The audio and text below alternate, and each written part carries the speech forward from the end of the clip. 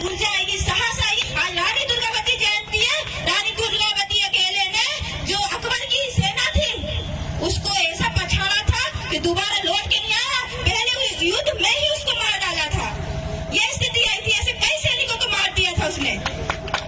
तो रानी दुर्गावती बनना होगा आप लोगों को, नहीं तो इस जो भारत देश है इसमें नारी शक्तियों के लिए कोई सुरक्षा नहीं है। भले वो नेता मंत्री बड़े बड़े मंच पे बैठते हैं, हमारा संविधान को लागू नहीं करते, लेकिन संविधान में हमें नारी शक्तियों के लिए स्पेशल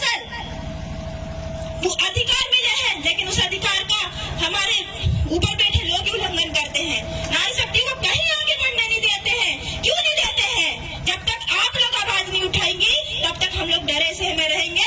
लेकिन आज से आप लोग कसम खा के जाइए कि हम भी कभी भी कोई कार्यक्रम होगा तो रानी दुर्गावती बन के बैठेंगे, काली कंकाली दाई जैसे बन के बैठेंगे, रानी दुर्गावती, कमलावती, माँ सावित्रीबाई फुले जैसे बन के बैठेंगे, जिन्होंने लड़की के लिए पहला विद्यालय खोला था।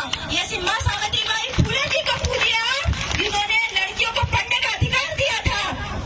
ऐसी माँ को भूल जा रहे हैं हम लोग। और हम किसको माँ को समझ रहे हैं? सिर्फ पैदा करती है और ज्ञान देती है, चलना सिखाती है, हमारे कपड़े बदलती है, हमें बोलना सिखाती है। वो माँ को पूजिए, उंगली पकड़ कर चलना सिखाते हैं कि बेटा इस रास्ते पे जाना है, बेटी इस रास्ते पे जाना है। वो हमें ज्ञान देते हैं। ऐसे भगवान को पूजिए आप लोग, ना कि इस दुर्गा को, इस सरस्वती को, इसको उसको। मेरा कहने का मतलब है सबसे बड़ा भगवान इस देश में है तो वो हमारे माता पिता है और कोई नहीं है। साथियों याद रखना, अपने माता पिता को ही आप लोग पूजा करना, क्योंकि इससे बड़ा कोई भगवान इस देश में नहीं है। इससे बड़ा कोई भगवान इस देश में नहीं है। जो अपने माता पिता की सेवा करता है वही आगे चल के आगे बढ़ता है, और वही वो पंडित बोलता है ना स्वर्ग नर्क में जाता है, उसको भी नहीं पता है कि स्वर्ग नर्क में जाते हैं।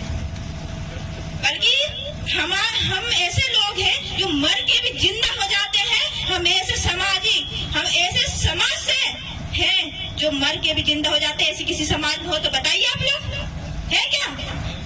तो ऐसे समाज के लोग हैं हम। हमें खुशी होनी चाहिए, हमें गर्व होना चाहिए। इस समाज में हम पैदा हुए हैं, इस आदिवासी समाज में पैदा हुए हैं। मैं गर्व से बोलती हूँ, मैं गोंड हूँ, मैं आदिवासी हूँ और आदिवासी की बेटी हूँ, और मैं दहाड़ूंगी भी, और लोगों से जो शोषण अत्याचार करते हैं उनको पछाड़ूंगी भी।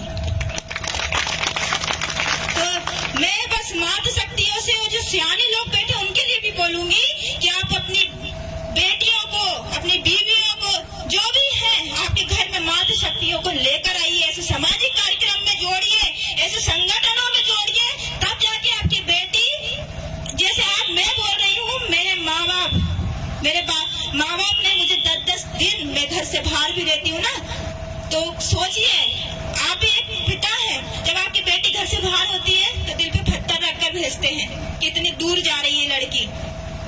तो आप लोग, मेरे पिताजी ने जब मुझे समाज सेवा करने के लिए आजादी दे दी है, तो आप लोग भी अपनी बेटियों को आजादी दे सकते हैं और उन लोगों को भी समझा सकते हैं, बता सकते हैं कि बेटी आज समाज है तो हम हैं, समाज नहीं है तो हम नहीं हैं।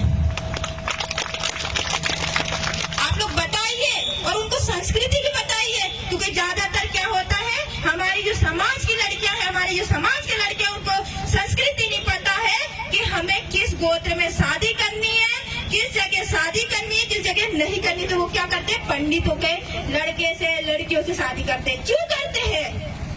ये नहीं बताने का जो अपने पूर्वज है, मैं उनकी गलती समझती हूँ, क्योंकि वो लोग अपने बच्चों को ये चीज का ज्ञान नहीं देते हैं। यदि आप ज्ञान देने लगे तो कभी पंडितों में या कहीं पे भी शादी नहीं करेंगे, वो सिर्फ अपने समाज में शादी करेंगे और इसके सिवा कहीं शादी नहीं करेंगे। लेकिन आप लोग को बताना पड़ेगा अपनी बेटियों को, क्योंकि हमारा जो व्यवस्था बनी है ना, वो इतनी खूबसूरत व्यवस्था है कि हमें पता होता है कि हमें किस लड़के से शादी करनी है और किससे नहीं करनी, कौन हमारा भाई लग रहा है और कोई हमारा सगा लग रहा है, ये हमें पता होता है।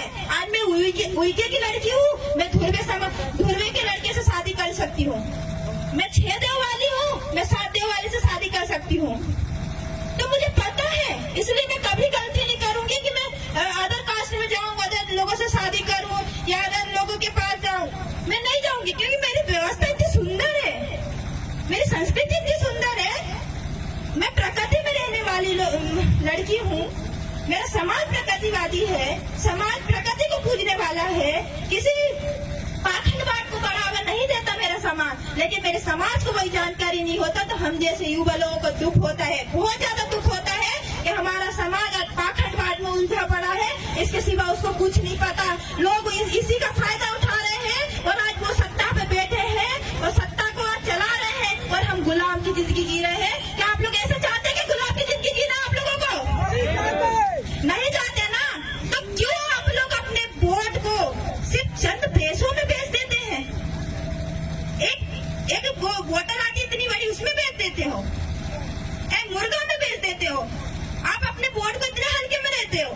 अरे आपके बीच में अपने समाज का हो चाहे कोई हो, लेकिन अपने बीच में आके वो बैठ रहा है, खाना खा रहा है अपने समाज की या इस देश में कहीं की भी यदि वो समस्याओं के ऊपर आवाज उठा रहा है तो हमें ऐसे लोगों को वोट देना चाहिए। नहीं तो एरे गेरे नत्थु गेरे तो बहुत आते हैं, ऐसे लोगों को वोट देना चाहिए। हमारा वोट बहुत कीमती है क्योंकि हम पूरा 5 साल इनको दे देते हैं और एक रुपए दो कई ये बोतल मिलती है, तो नाम भी नहीं आता उसका, है ना, उसमें बिक जाते हैं हम लोग। क्यों बिक रहे हो आप लोग?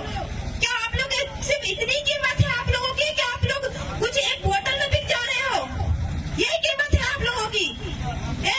ये कीमत है? मुझे शर्म आती है कभी कभी तो कि हमारी वोट की कीमत ये नहीं डाल रहे, क्योंकि सबसे बड़ी ताकत हमारी वोट की ताकत है। हम चाहेंगे तो राजा बना सकते हैं और हम चाहेंगे तो उसको मिट्टी में मिला सकते हैं। साथियों, मिट्टी में मिला सकते हैं, ये हमारी ताकत है। तो आप लोग सोच समझ के ऐसा नेता चुनिए। मैं इसका उदाहरण भी दे देती हूँ आप लोगों को। क्या करते हैं, मतलब कोई भी हो, समाज की बेटी के लिए ये कोई लड़का ढूंढते हैं तो उसको तो बड़ा देखते हैं, यार ये गोरा है कि नहीं, सही से चल रहा है कि नहीं चल रहा है, खाना बना लेता है कि नहीं बना लेता, नौकरी करता है कि नहीं करता, देखते हैं कि नहीं। सभी पिता देखिए अपनी बेटी के लिए लड़का ढूंढेंगे तो देखेंगे कि नहीं, बताइए? देखते हैं ना, सारी खूबी देखते हैं लड़के के अंदर कि हमारी बेटी कैसी खुश होगी यदि हम ऐसी उठा कर दे दिए किसी को। देखते हैं ना, बेटा हो या बेटी, उसके लिए लड़का या लड़की आप लोग देखते हैं तो ठोक बीन कर देखते हैं, ऐसे कोई नहीं दे देता उठा के अपनी बेटियों को। तो यही सबसे बड़ा उदाहरण है। यदि आपके बीच में कोई खड़ा हो रहा है प्रतिनिधि तो उसको पहले ठोक बजा के देखिए कि ये मेरे समाज में आया था कि नहीं, ये बैठा था कि नहीं, या मेरे साथ खाना खाया कि नहीं, ये मेरी समस्याओं को समाधान किया कि नहीं, ये मेरी बात वहां तक ले जाता है कि नहीं कलेक्टर के पास, सरपंच के पास। तो ऐसे लोगों को मैं कह रही हूँ, आप लोग ऐसे लोगों को वोट दीजिए जैसे आप अपने बेटी के लिए वो दामाद देखते हैं। ठोक बजा के देखिए आप लोग, तब जाके आपकी वोट की कीमत सही होगी, नहीं तो कहीं नहीं होगी। ऐसे ही देते रहेंगे, ऐसे ही फेंकते रहेंगे और हम जिंदगी भर गुलाम की जिंदगी जीते